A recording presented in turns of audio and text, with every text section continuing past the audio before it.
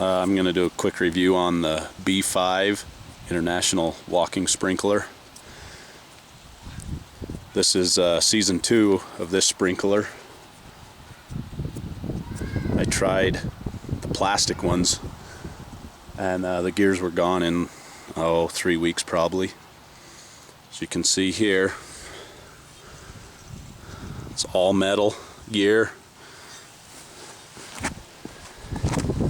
There's a worm gear in the back. I don't know if you can see that. All metal. All parts can be replaced. They claim it'll pull 300 feet of hose. I don't think it quite will. Just unless you put the dualies on it, you can put dually tires or wheels on it, then it might be able to. They recommend 5/8 hose.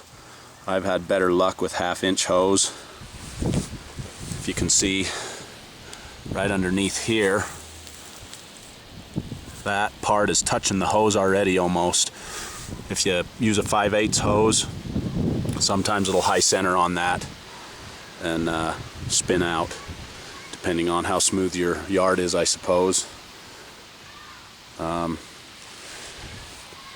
I'd recommend the sprinkler to anyone. Really good sprinkler. You have to keep it greased or oiled, or a little of both on the moving parts. As you can hear, it's kind of windy. I really like it because it keeps the water close to the ground, so even on quite windy days, it doesn't waste your water. It still goes where it's supposed to. I'll turn it on. There's 2 speeds. There's high and low. In order to change the gear, you have to take a little bolt out right there on the crank and move it out to the second hole. I think you'll see it, maybe. I don't think you can. There, you can barely see it.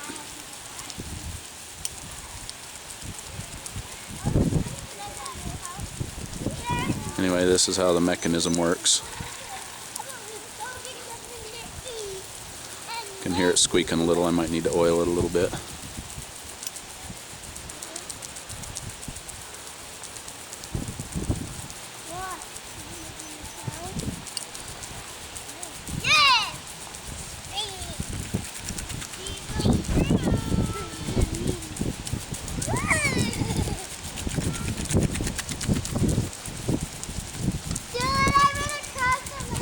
Pretty windy out here. I'm having trouble holding still.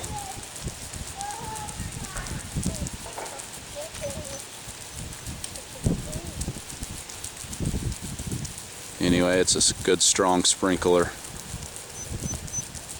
I've had no problems with it. So wouldn't be good for fresh seeded lawn. It'd tear it up. But if you've got an established yard with narrow strips down the yard, it's the way to go.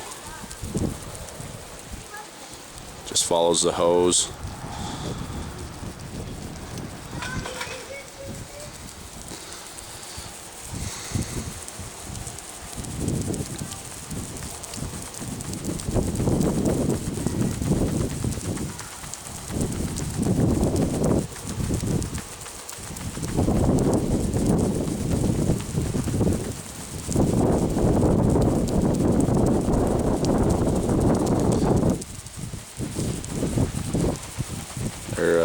This one was about 180 bucks. A little more expensive than the others that are about 60 or 80, but you'll never have to buy one again. They are quite heavy. I bet that one's probably 40 pounds or so.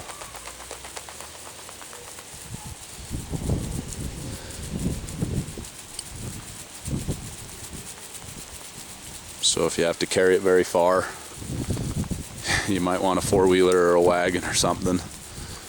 I have a pretty small yard, so I don't have to carry it that far.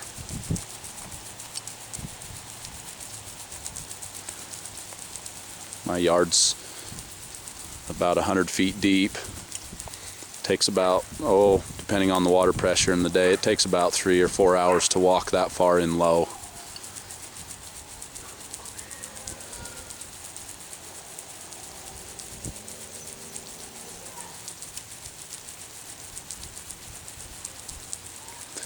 Anyway, good product. All right, that's it. One more thing I forgot. They say you can use it in neutral as well, but if you look back here, there's a dry spot, and you noticed it when I first started. If it was stationary, it would just water a circle, and the middle part would not ever receive any water. They actually do make other models. You can look them up on the internet. This one, they say, is for estates and large lawn areas. I just got this one because it was the best built and I didn't want to have to deal with it. The others have plastic gear. The big gear is a plastic gear, which can be upgraded, but also it doesn't have an automatic shut-off like some of the fancy ones, the new ones, which as long as that arm's spinning, you will not stop the wheels from turning. So make sure you don't forget about it, or it'll end up in the neighbor's yard. The tires, or the wheels on that, if you hit the end of the hose up here, for example, where it's all twisted up, it'll hit the end of the hose. Sometimes the front will jam up, the front wheel will just turn really sharp and just turn, it'll be turned sideways, and then the wheels will just keep spinning in the back and dig a couple little holes in your grass, or it'll hop the hose and just keep walking in its own direction, whichever that happens to be. And like I said, it could end up in your neighbor's yard. So don't forget about it, or else it'll get a mind of its own. So anyway, that's it.